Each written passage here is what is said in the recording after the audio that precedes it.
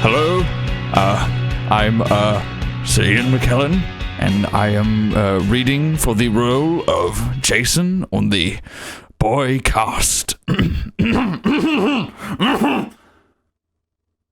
Hey everybody, this is Jason, and welcome to Boycast.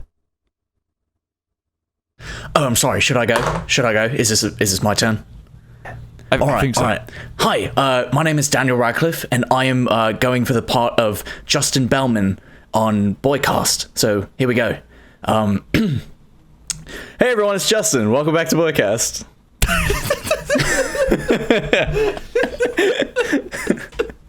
You know, if we did cold opens, that would be a great cold open. Yep, but we don't, and we won't, and we shouldn't. Nope. Also, I definitely dropped a lighter or something while I was talking because I was fidgeting because I always need to be doing some shit with my hands. So I definitely ruined the bit, but it's fine. You can't ruin a bit if the bit wasn't great to begin with. I think it's definitely a one-off, but I think it was very funny.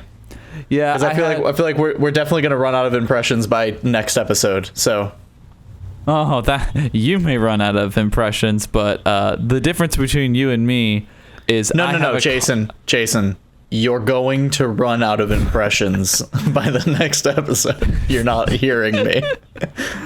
I spend a lot of time in my car, and I sometimes get bored just listening to podcasts and music, so sometimes I'm just sort of saying things in voice. Oh, what was I gave an example to someone the other day. Fuck, it was I was trying to say a line like someone, and I kept getting it wrong, so I would just say the line over and over again in that voice until I found it, and then I was like, that's what it's like to drive with me.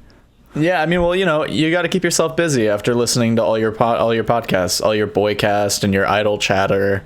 It's just those are the only podcasts. And speaking of which, to those, if you donate to WNYC and you click the check mark next to Idle Chatter, you will get an Idle Chatter tote bag.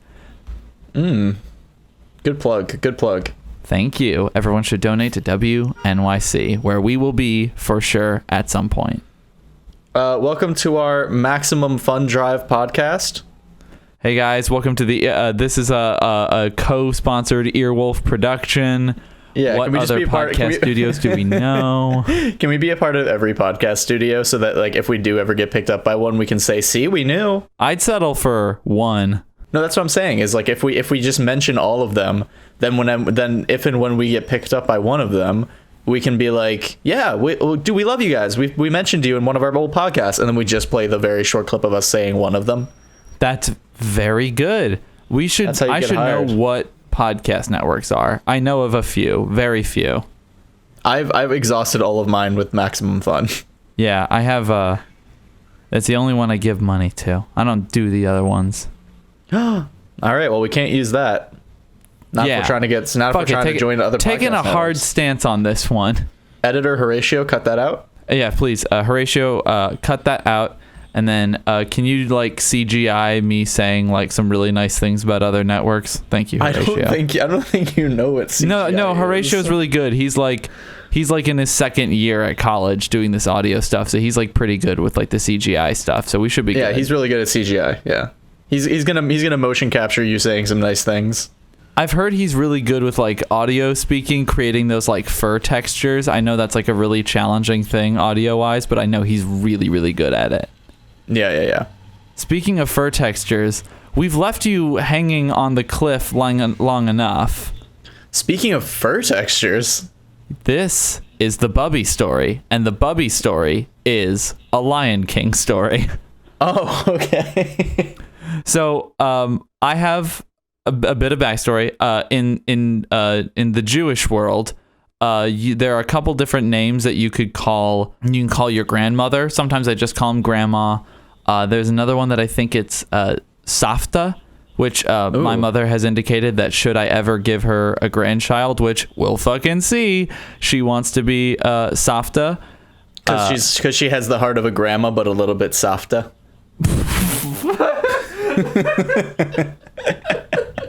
Fuck you. I had to step away from the microphone on that one. Good. No, my mom wants to be Safta. I don't think my dad gives a shit. So Sure I'm gonna make sure my dad is referred to as Peepums because I really like that. No, he has to be Hada. God, So Safta and Hada. no! Dude, you're gonna clip my mic. No, it's okay. I'm leaning away far enough that I'm facing my face to the east, so the audio doesn't travel to Chicago. You know, that is a rule. If you face to the east, your microphone is kinder to you. That's very, very true. We read that in podcast school. Yeah, we there was an episode of Idle Chatter about it. How long do you think before Columbia has a podcast major? I'm surprised. I would be surprised, honestly, if they don't already. They have like classes on how to do like online video. Is that true? So, yeah, they had that when we were there. What was the class called? I didn't see that. I think it was quite literally called like online video or something. But like it was mostly in like the television department, so that wasn't really us. But they had courses on online video. I did not realize that. You know, for all this shit we give Columbia, and we give Columbia a lot of shit. We should also clarify this isn't like the Columbia you probably think it is. It's Columbia College Chicago, which is like, you know. Justin, there was no fucking reason for us to make that clarification. Oh, of course there was. I don't want people thinking that a good school is a bad school and that a bad school is a bad school. I mean, it's a bad school. It's sort of like Columbia to film majors is like America to white people. It's great. Oh, that is it's the perfect analogy. Well, we sound the alarms. We got a perfect analogy. Horatio, can you add in the perfect analogy sound effect, please? But yeah, seriously, man. I mean, like, yeah, that's completely accurate. Everyone else who went to Columbia that was not a film major got none of their resources, got none of their, like, yeah, man, it was rough for like most people, but us. Yeah, it's because like we at Columbia, us film majors, we had 2 buildings, like plus another part of a building that was television, which is, you know, sort of adjacent to film. Meanwhile, yeah. our roommate Snow had the basement of the Gen Ed building. Yeah, of one of the Gen Ed buildings. Yeah. Yeah, man. And, you know, they did have like radio broadcasting locations and blah, blah, blah. But it was tiny. Their department was very small and very underfunded. And, you know, so were most of the parts. I can't imagine being like an elementary education major at Columbia. Oh, God. Well, why? No, you know what? No, I'm not, because if I start going into that, I'm going to be putting people who are like education majors at Columbia on blast, and that's not fair. That's not nice. They made the decision for whatever reason they made the decision for. Yeah, I know what you're going to say. You're going to say, like, you know, why would you go to Columbia for that? And it's like, that's fair, honestly, because like Columbia, you know, they do not really advertise that. But, you know, at the same time, it might have just been a thing where, like, you know, a lot of people live close to here, or they know about the school and they were like their friend went here, whatever. There's reasons for it. There are reasons. I don't want to put those folk on blast. Yeah, but like elementary education or audio or, you know, like the ASL majors and like all that shit. Like there are so many departments at Columbia that got like supremely fucked over. Yeah, like whenever something, because I went to like the art school, a lot of like my parents' friends or something would be like, "Hey, can my kids thinking about going to Columbia? Can I get them in touch with Jason?" And whenever they would talk to me, I'd be like, "First question, what do you want to go into?" And if the answer was not film, I would be like, "You should try DePaul." Yeah, honestly, I agree with that. Like, okay, so Jason, yeah. We're getting off topic. Tell your Bubby story. Yes, Bubby and the Lion King. So Bubby is... I want that to be the name of this episode. Bubby and the Lion King. Or the Lion Bubby. The Lion Bubby. The Lion Bubby sleeps and it's nothing. So Bubby is one of the most like flamboyant, very energetic, strangest people I've ever had the great pleasure of knowing in my life. And I should clarify, I still know her. She is very much alive and just bought a condo, and I'm very happy for her and my grandpa. Oh, good for Bubby. But my bubby and grandpa and I, since I've been back in Michigan, sometimes we will like go to movies together. Like we'll go out to dinner beforehand and then we'll go catch a picture. And we decided, even though I had no intentions of watching the new Lion King, but Bubby wanted to watch it, and there was nothing really else out at that time that I wanted to see with my grandparents. And so we went to go see the Lion King. I was underwhelmed. Bubby loved it. After the movie was over, I had mentioned to her, like, well, that was like, there were no cameras. That was all CG. And she was like, oh, you're joking. It was all computers? That was all CGI? Like leaving the space between the letters, CGI? And so I tell her that, and then we're walking out of the actual theater into like the lobby, and there's a group of like 15 in front of us. It's like, a couple parents and their various kids that are all going to see the movie together. And Bubby goes up to these children and she just goes oh my God. These are not like toddlers. They're like, 10, 12. And she's like, did you like the movie? Did you enjoy the movie? And then the parents were like talking to my Bubby, and Bubby goes, well, that movie, it was all CGI. It was all CGI. But they were like, the people were being very polite, like, oh, very interesting, very nice. And then she like reiterated that point to the kids. She was like, it was all computers. They didn't have cameras. They couldn't get cameras. They just did all computers. Like, she made up new facts about the backstory of the production. And then after all that, she gestures to me, and I'm like, oh, fuck, I'm being roped into this. And she goes, this is my grandson. Oh, my God. I took my grandson to see The Lion King when it came out. And everyone there was like, oh, that's so sweet. And me thinking like, Lion King wasn't a big part of my growing up, but I saw it. And so like, yeah, I'm sure I saw it with Bubby. Bubby took me to see a lot of movies. I looked it up. The Lion King came out 2 years before we were born. I was literally about to say, didn't that movie come out in 1994? Sure as shit did. Well, first of all, that's fucking hilarious, and I love your Bubby. The most Bubby thing that's happened in a long time. Yeah, she made up facts about the making of the movie, and then she just made up a memory. But classic Marlene. God.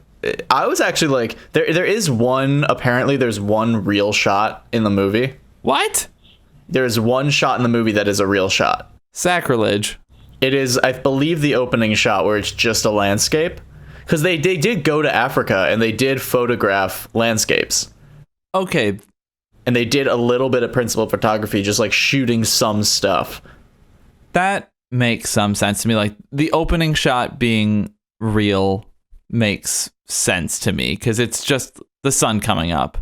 Yeah, because I think it's like a beautiful way to like set the tone for the rest of the movie too. But like, also, do you know how they fucking did that movie? Like, with like the weird like Oculus Rift VR headset.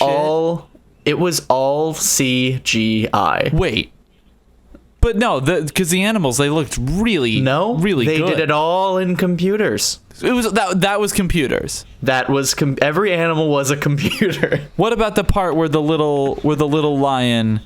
The little lion cub does the little song with the other lion cub. That was a Windows 95 machine. What? It was a computer. What they just so they couldn't use the phone while they were making the movie because it would like you can only have one thing on with the modem. Well, here's the deal, Jason. They filmed the entire movie on set, on location with computers. They put a computer in place of every animal, and then they went back and digitally replaced every computer with an animal. I would love that. I would love the Onion to make a video that's like it was all computers, and then it was like Jon Favreau talks about like we see pictures of like a MacBook Pro in like a fucking like watering hole in the savannah. We have an idea here. Mm-hmm. I think we should run with it. But yeah, dude, the fact that they like basically shot it, like actually kind of shot it in a way, like with VR tech, is amazing. No, yeah, like the tech, I was blown away by all that stuff, for sure. However, I will say the novelty does not sustain for a 2-hour movie. Yeah, and that's fair. I just think like technically it's a crazy fucking achievement.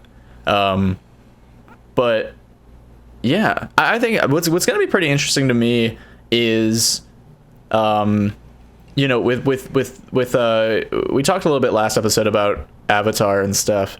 And I think what's going to be fascinating to me is what that movie looks like, with the fact that James Cameron very well might have access to like Disney's resources.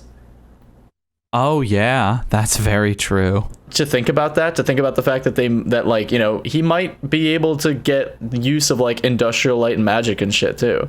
Like he can literally has most of the most advanced VFX equipment at his fingertips for this movie. I am very fascinated to see what the fuck comes out of that.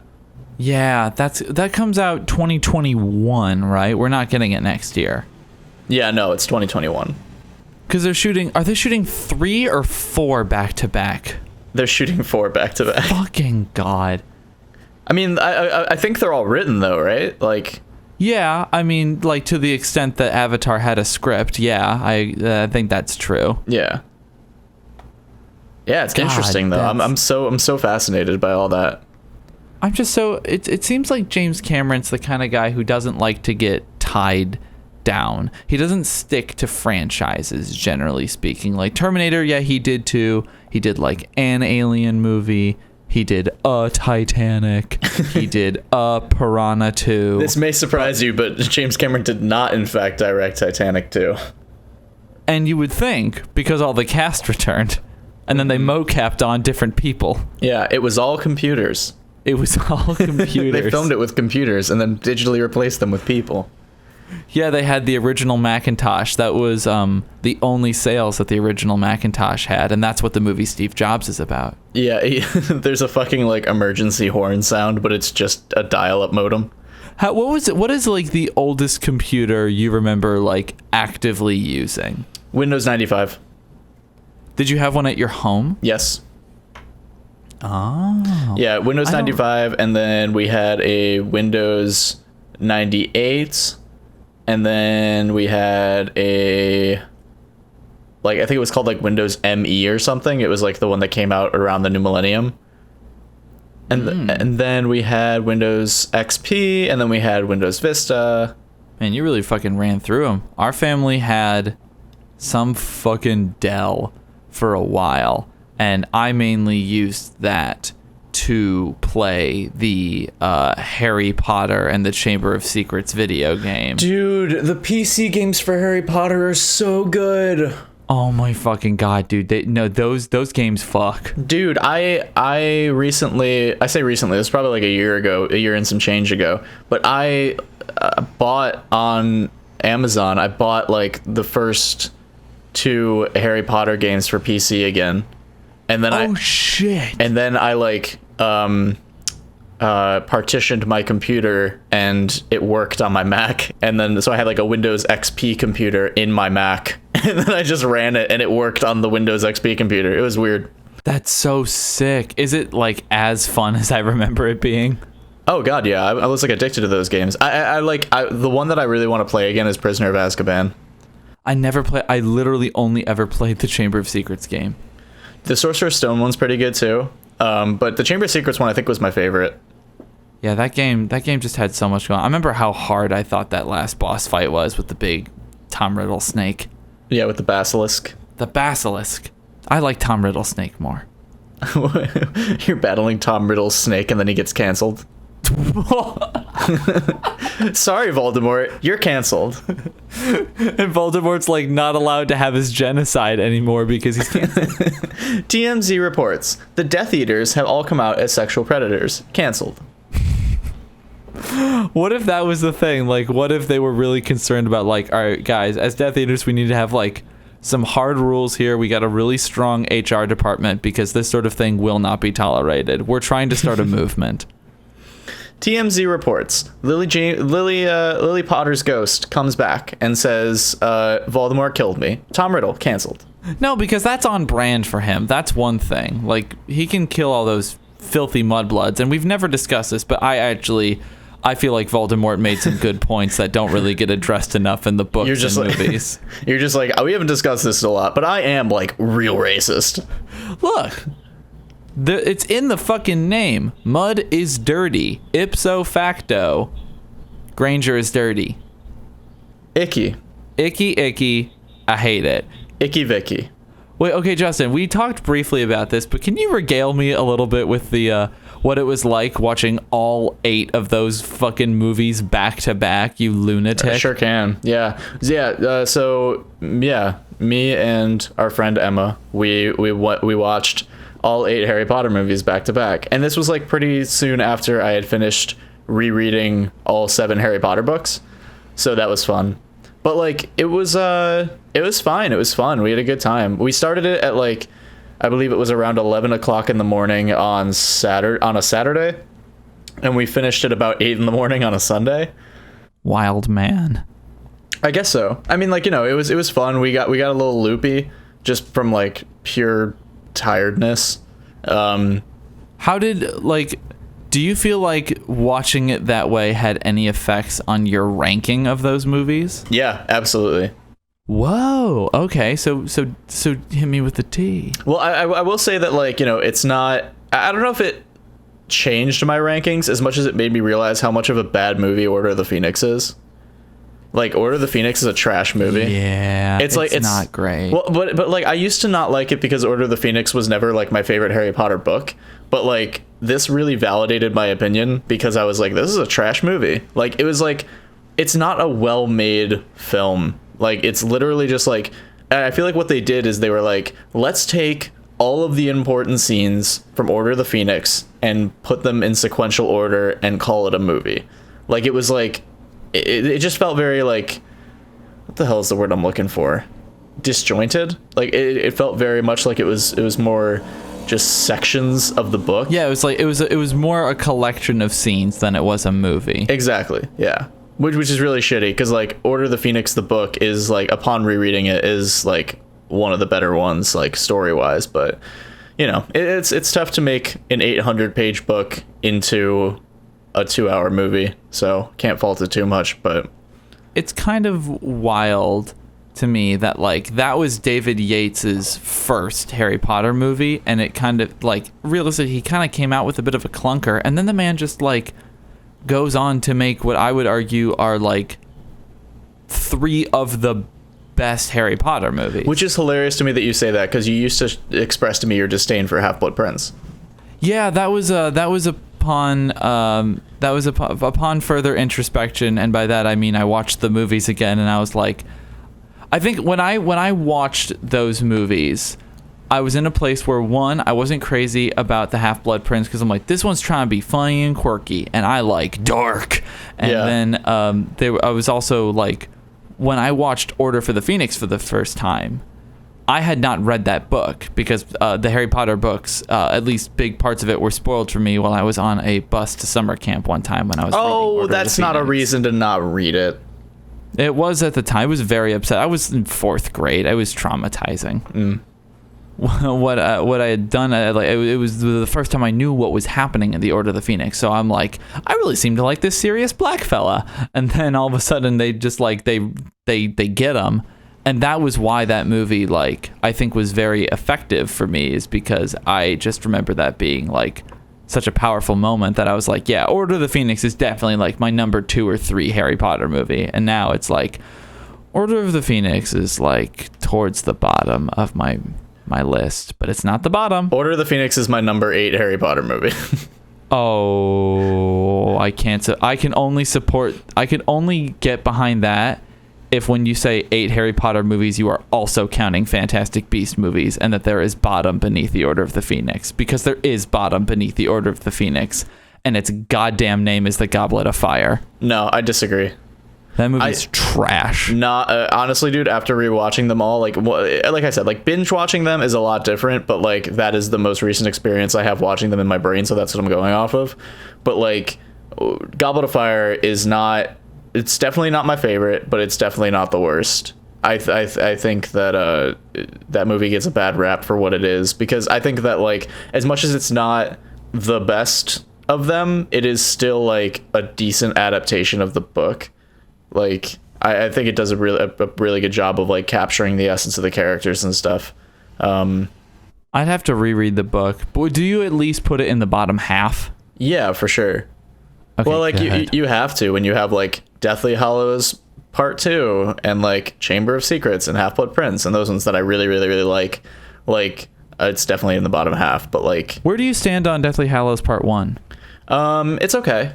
It's not my favorite because it's tough to make a movie about the first half of a book. Like there's no true climax, so it just kind of drags a little bit. But also that was around the point where we were starting to get sleepy, so it was just like, come on, let this fucking movie end. Sure. And I barely remember rewatching part 2, honestly. Like it was like I didn't like fall asleep, but we were both pretty close to it, so we were just kind of like, all right, this is a chore now, let's do it, come on, let's get through it. And like me and Emma are like singularly, at least amongst like my friend groups, like the biggest Harry Potter fans that I've ever known. So it's like when we are the ones who are like sitting there being like, oh my god, come the fuck on with this movie, like when we're getting towards the end of part 1, like then you know that it's going to be a biased review no matter what. But like I think part 1 drags a little bit. Part 2 is a damn good movie. I often oscillate between 1 and 2 as my favorite Harry Potter movie, period. Everyone goes for Prisoner of Azkaban. I put that as a solid third. Like an amazing movie. I go absolutely nuts for part 1 and part 2. I think Chamber of Secrets is my absolute favorite. And then I think immediately following that is Half-Blood Prince. What would be my definitive ranking? I think it would probably be like 2, 6, 8, 3. Oh god, I can't do numbers in my head. 1. Probably 7 after that. 1 over 7? 1 over 7. What's left besides 5? 4, 5. Yeah. I think I would go, I'm going to say the names because I'll get the numbers confused in my head. For me, it's like Deathly Hallows Part 2, Deathly Hallows Part 1, Prisoner of Azkaban, the Half-Blood Prince. Oh, I thought you were saying like 1 and 2 in terms of like Sorcerer's Stone and Chamber of Secrets. Oh, no, I meant like 1 and 2 is in like Deathly Hallows Part 1 or Deathly Hallows Part 2. Oh, wow. Deathly Hallows Part 1 did not do it for me. That movie does it for me in the right ways, man. I don't know what it is about that movie, but I go nuts for it. I just think like my overall issue with the later Harry Potter movies is that wands are guns. Oh, I like that. Like they're just like it's just a lot of like pew pew pew pew pew pew pew, and it's like cool, man. But like in the book, they spend so much time and attention on like teaching the students how to do nonverbal spell casting, and I think that's very cool. And like I would have loved to see a little bit more of that, and I would have also loved to see like them learning how to do like apparition and stuff, because then like upon like pretty much just like upon when they turn 17, they just know how to do it, and that's just kind of like baffling to me. But whatever. Yeah, like we see it. It's like off screen that they learn it or dude something. Yeah, So- but like there's like a scene in I believe the Half-Blood Princes when they're learning how to do it, and when they're taking their apparition tests, and like they're practicing in the Great Hall, and during one of them like there's like multiple instances of students splinching themselves and like severing their bodies like in half and like chopping off toes and fingers and stuff, doing it wrong. And like being in horrible pain, and then the teachers have to like take them to the hospital wing and fix them. God, some of the shit in those movies is insane. That's in the book. That's not in the movie. Well, yeah, sorry, book. But like I would have loved to see like not straight up like gory stuff like that, but like see a little bit more of that stuff, like the in between. I don't know. I feel like Harry Potter would work really well as like an HBO miniseries. Oh, don't go giving them that idea because now they're going to do it. Which, whoops. Honestly, if you're going to will something into the world, that's... I don't know. I feel torn about that because on one hand, it's sort of like it just happened. It doesn't need a reboot. No. I'm not saying that they should do it anytime soon. I fucking adore the Harry Potter movies, and I think that they can last a full ass generation before anyone touches them.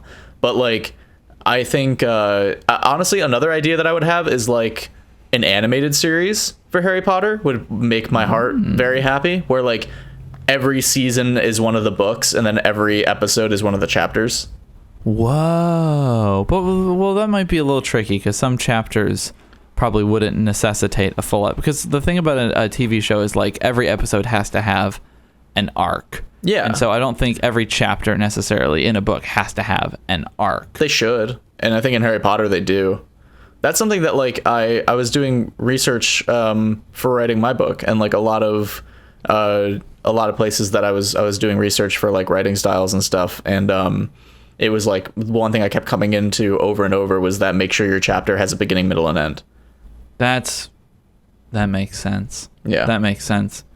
But anyway, sorry, I didn't let you finish your ranking.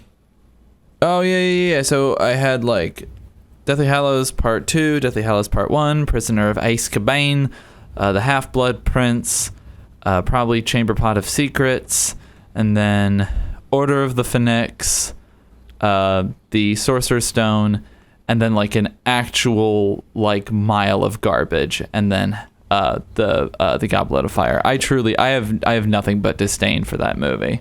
That's very upsetting for me. I'm very sorry. If it makes you feel better, I like it more than either Fantastic Beast. Here's my thing with the Fantastic Beast movies. I think that the first one is very charming and I like watching it. I think that it has strong Sorcerer's Stone energy in that like it's very much like you can tell it's a start to something. I just hate that like everything that it was starting, Crimes of Grindelwald took and fucked it. Like it was like, oh, but what if we also start more things? And it's like, okay, but can we like work with some of these plot lines instead of starting 5 million things? It's like if you're gonna keep making the Harold Potter movies, like movies in that universe, and I don't think there's anything wrong with them doing that. It's such a rich universe. It's like, stop telling me the same, like, I don't need another franchise within the Harry Potter universe. Just go around telling, like, have a pitch meeting where you get a bunch of really good, like, they did this for like Transformers, but like they could do it for Harry Potter where you get some of like the best fucking creative minds in Hollywood right now, and just like, what are some things you could make in this universe? I've heard some people talk about like the original Four Houses. That's what I was gonna say. Is if you wanted to do a franchise for like if you wanted to do another franchise in the Wizarding world, you should do one of two things: either the fucking Founders, or like where you could do some really cool like high epic fantasy shit. Yeah. Or you do the Marauders. Yeah, that was the other one I was thinking. Because everyone wants that. Everyone wants that. Like, we got a big chunk of the Dumbledore Grindelwald story in Deathly Hallows. Like, we are mostly familiar with that. But, like, we've been teased so much with, like, Harry's parents and all that, that, like, I would love them to expand on that.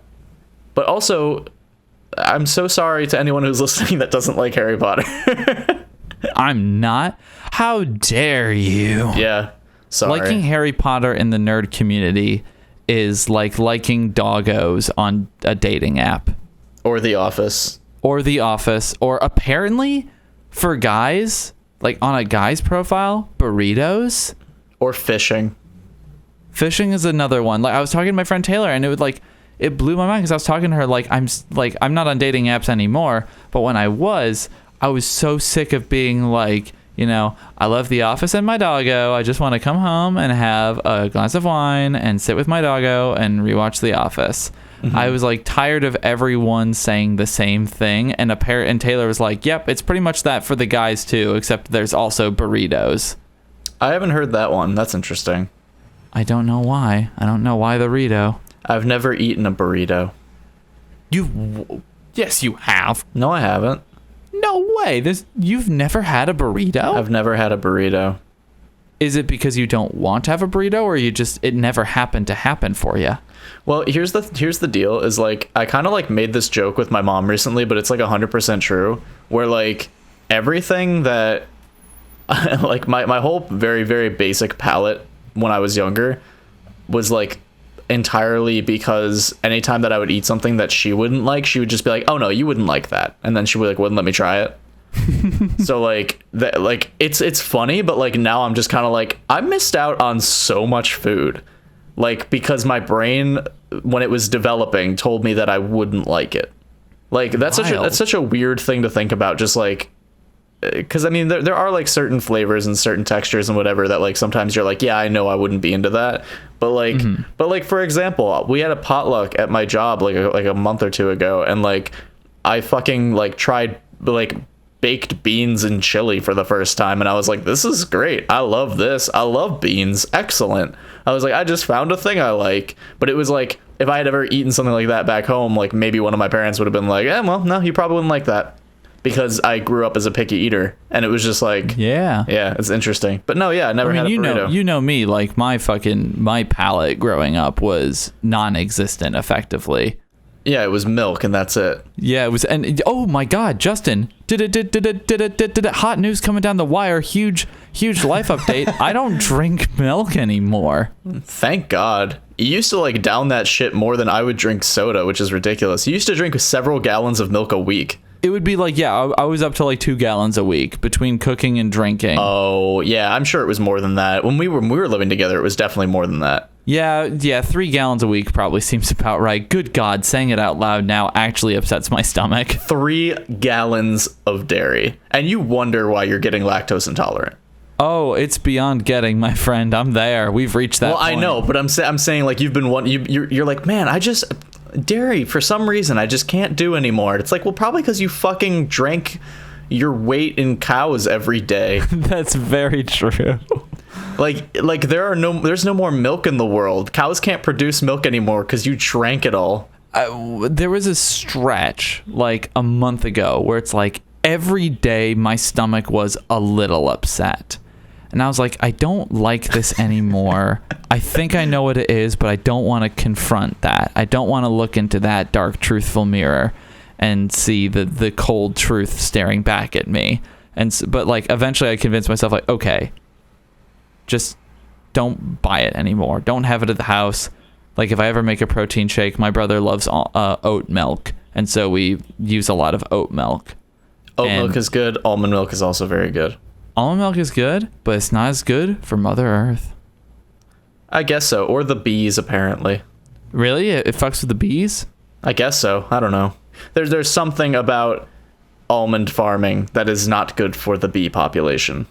Well, yeah, and it's the farming process that's also bad for just like in general, because of almonds are grown in California and it takes so much fucking water to grow almonds there. Huh. The more you know. This is the most interesting thing we've ever talked about. Almond farming. I don't know. I think the thing that's more interesting is the fact that the Lion King was computers. Welcome to Idle Chatter. This episode, almond farming. You're on a hot day, California. The sweat is getting to the back of your shirt. You wipe some off your brow. Falls into an almond plant. Now you're a part of that plant.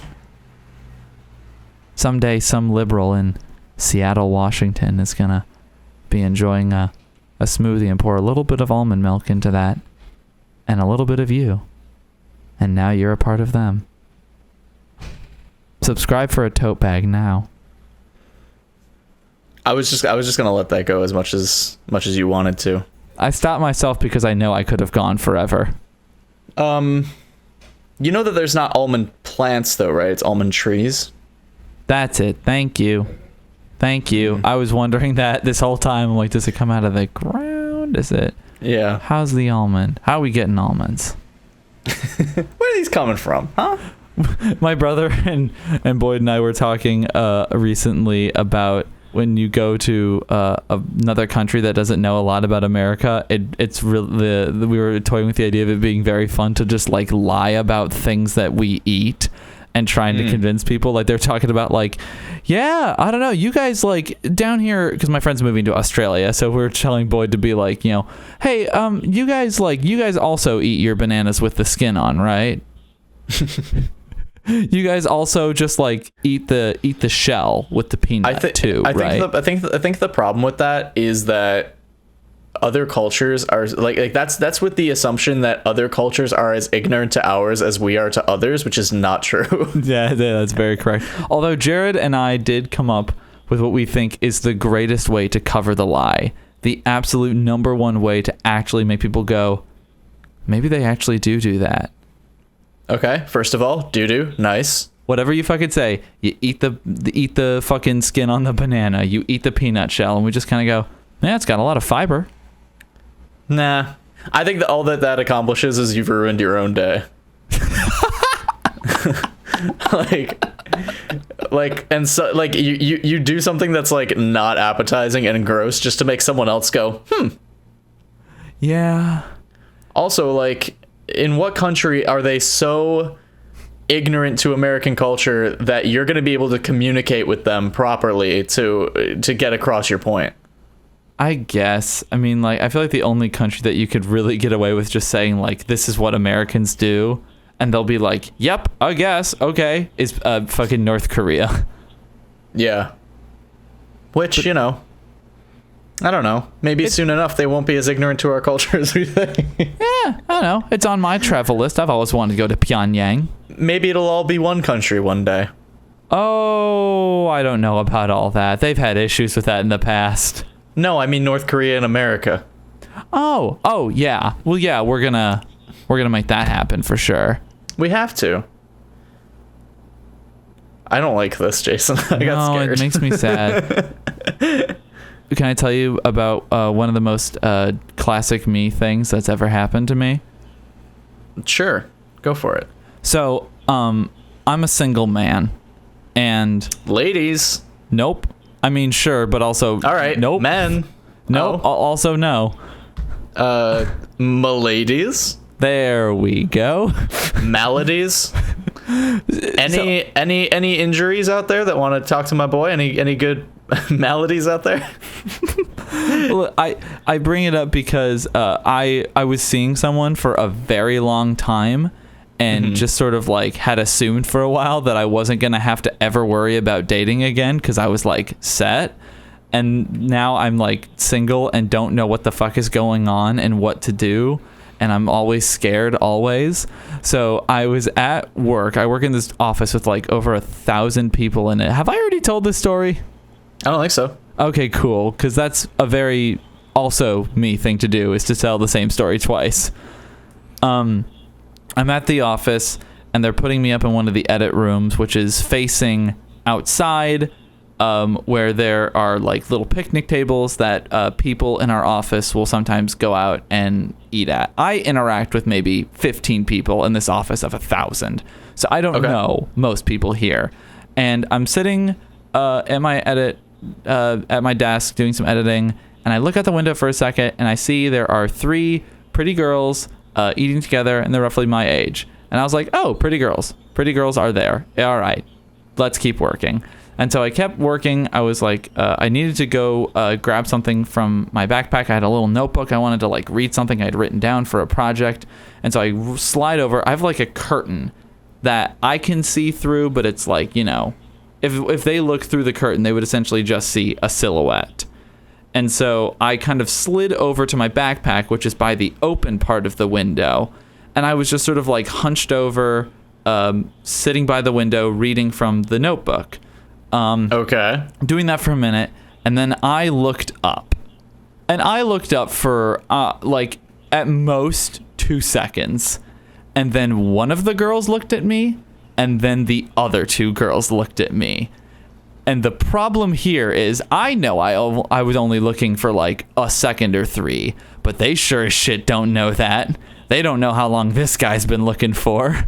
And so what I did was, in my rolling chair, while still looking at them, I pushed myself behind the curtain and then went back to my desk. That's some dumb shit. I know that was, of all the things to do, one of the top 50 wrongest things to do. Yeah, you could have just, like, you know, looked away. Could have looked away. I could have... You could have lent a friendly smile and then looked away. Yeah, I could have like acknowledged, like, hey, I'm here. Hi, goodbye. Because even pretty girls are just fucking human beings that, you know, are probably just like, hey, look, there's a person looking at us, and you were like, oh, hi, and then you looked away. Yeah, if I said hi, they probably would have been like, hi, and then that's it. Yep. And then I could go on living my fucking life. But here I am. Yep. Here I am still thinking about that. Now, I have realized, as I've walked around the building, the windows are also very tinted. So they just know some general visage was looking at them, and then I pushed myself behind a curtain.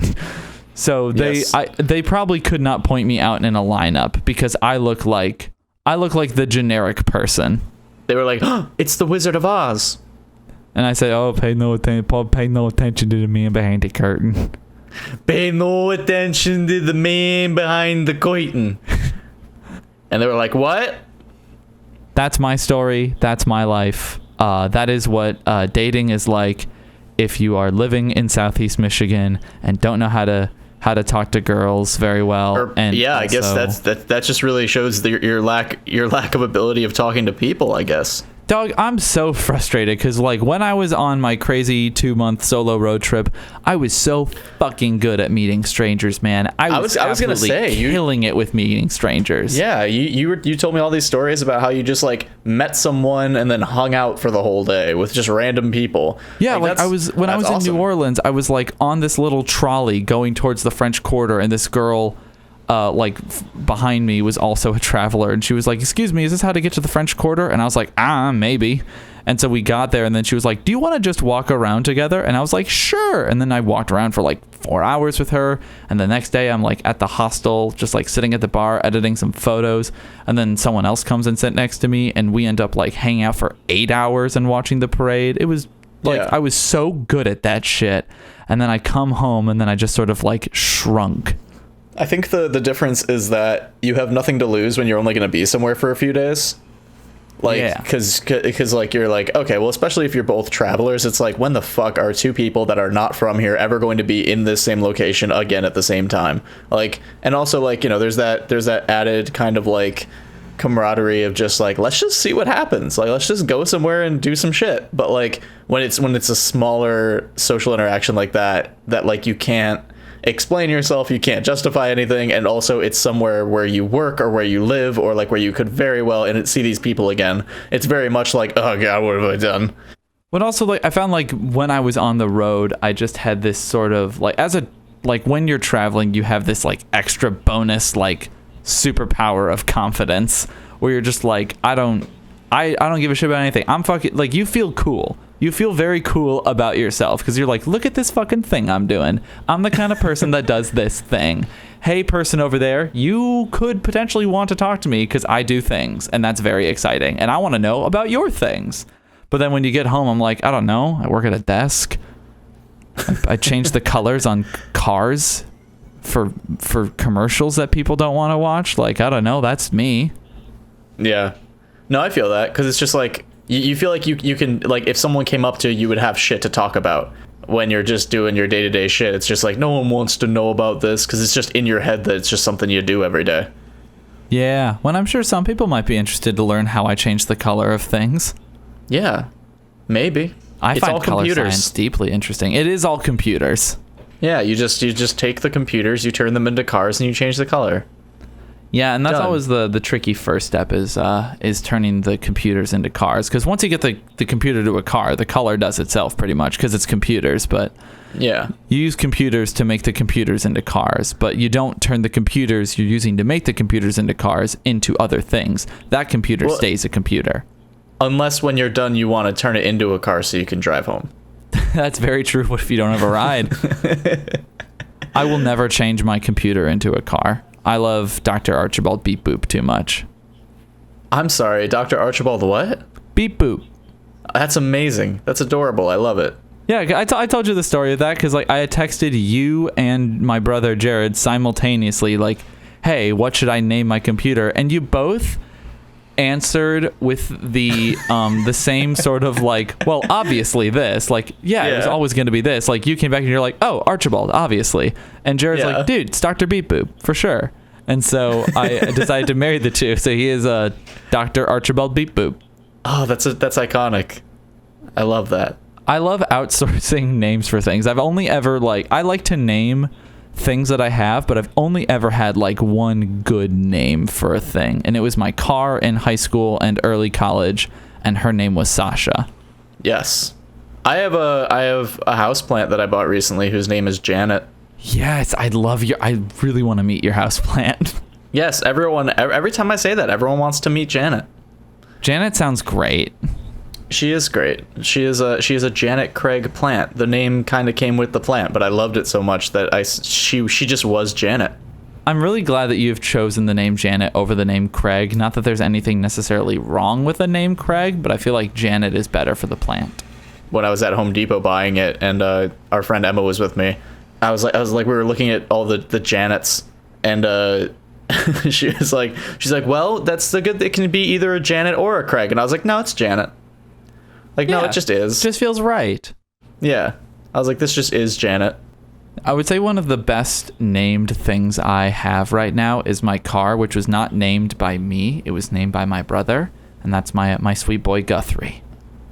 Guthrie is a good name as well. Guthrie is a terrific name. Jared and I, we went stargazing recently, and we were just sort of like talking. Jared is a bit more serious with his girlfriend than I am with mine, because my girlfriend is nobody. And so he was like, sometimes they like to just like kind of for fun kick around baby names, even though they are not going to be having a kid any damn time soon. Jason, but they like, yeah. I cannot express to you how happy I am that you said names. Names? Because you were like, me and Jared, we just love to like kick around baby names. And I was like, well, what? Well, like Jared and his girlfriend like to kick around the names. I like to kick around the kids. Yeah. I have a niece and I play soccer with her. I like to kick around kids. Jason Pauly canceled. No, wait, we can't. I have to really clearly state for the record that I don't kick kids, not just so I don't get canceled, but also so I'm allowed to see my niece. And you have to start your apology video. Hey guys, You just be like, no, it's you gotta sigh first. You gotta be like, and let me try guys. again. I've never kicked a kid. no, you forgot. Hey guys. Fuck. Let me try again. It always has to start with hey guys. You have to already have some tears in your eyes. There's a to-do list here. All right. Anyway, so you were kicking around baby names. Yeah, we were just talking. Like Jared has like a little list going of like baby names he really likes, and they're all fucking great. And I only have, what is it? I have like 2 baby names that I like. I have one for a girl and one for a boy. And I told my brother, actually, no, I have 2 names for a boy, 1 name for a girl. And I told my brother, don't you fucking dare, because I don't know if I'm ever gonna have a kid, but if I do, it's hopefully gonna be one of these. I think you've told me this one, but I want to hear it again. My boy names are Cohen and Elio. That's dumb. I hate that. Because I'm a real bitch for Call Me by Your Name, and I think it's a very pretty name. Cohen's a great name. The other one you said makes me want to throw up and punch the kid before he's born. You know damn sure that if I popped a baby into this world, you would love that kid more than anything, except maybe your own kid or Janet. That yeah, it goes any potential future children that I have, Janet, and then your kid. Yep, and then my boy or girl, and the girl name I really like is Desdemona. Yeah, I'm not crazy about that one either. Well, all right, then I guess we're not getting married. No, I guess the wedding's off. I think it's a good name in general. I just don't think it's a good white Jewish name. Well, Like, I mean, it feels like it's I don't know how to put it. Ethnically ignorant to name your child Desdemona. I guess that's true. I mean, in a sense, I've thought about that too, because like I really do like the name Elio, but it's also Italian, and despite the fact that my last name is literally the name of many pizza places, yes. I am not at all Italian. I think that, like, because I know you were saying you like Desdemona because you like Desi, right? Yes, I'd like to have a nickname for my kid. I think that like Desi on its own could be a nice name, but I feel like Desdemona sounds like a Disney villain. Like Maleficent 2, Desdemona. Like Desdemona's Revenge. Like, it's really there. Do you want to hear some baby names that I've come up with for potential children? With them, baby. I really like Maisie. Oh, Maisie's great. And I really like Sadie. Sadie feels a little bit old Jewish woman for me. See, I disagree. But if you marry a nice Jewish girl and have some Jewish kids, because let's be very fucking clear, I don't care what religion you are, if you marry a Jewish girl, your kids are going to be Jewish. Well, yeah, that's just how that shit work. Yeah. And for a boy, I mean, like, I think I might have told you this, but actually for a boy or a girl, I don't know. I really like Charlie. Charlie's great. Charlie's very good. And most of that is because my childhood friend Cody Coosdale, his middle name is Charles, and I always like had a thing in my head where I was like, yep, my like one of my kids, his name's got to have Charles or Charlie somewhere in there. I think that's good. I like that. I love the name Charlie for a girl. Yeah, me too. My niece's name is Willow, and I'm very jealous because I know no matter what name I come up with, it'll never be as good as that. Willow for me sounds very much like, I don't know, someone who doesn't wear shoes. Yeah, I think that's the kind of vibe they're going for when they're trying to raise this kid. Yeah, like she will have dreads by age 6. Okay, maybe not quite dreads, but she will not like wearing shoes. And she'll be like dancing in like drum circles. Yeah. Oh, I hope she can do that. I mean, I don't know that her dad has any rhythm, so I don't know where she's going to get. I guess your dad having rhythm doesn't necessarily mean you have rhythm, because my dad's been a drummer for half of a fucking century, and I have no rhythm. Yeah, I was going to make a joke about how like no dads have rhythm, but both of our dads play instruments. Yeah. Both of our dads are like actual musicians. And they should start a band together. Yes, they should. Dad band. I'm sorry. I accidentally like cracked my neck, and you might want to edit that out, because that would, if it got picked up, would be unpleasant. Here, I'll crack my knuckles right into the mic to compensate. Go for it. Did it. Ooh, that's a good sweet shit. Horatio, leave that in. Keep it in, and can you actually can you play it back with some reverb? Put a little reverb on it, and then just kind of sort of have that kind of going quietly in the background from that point on throughout the rest of the episode. Ooh, I'm not getting Horatio. Don't do that. That makes my skin crawl. No, that's sort of the idea. I want to have that sort of like in the background to really mess with people. Or you know what? Here, let's do this. Let's instead of doing it for the rest of the podcast to save our own skin, let's just end the podcast now, and then we won't have to listen to it at all. Well, I mean, the podcast is it's happening right now. Otherwise, Horatio is losing his internship. Well, sorry.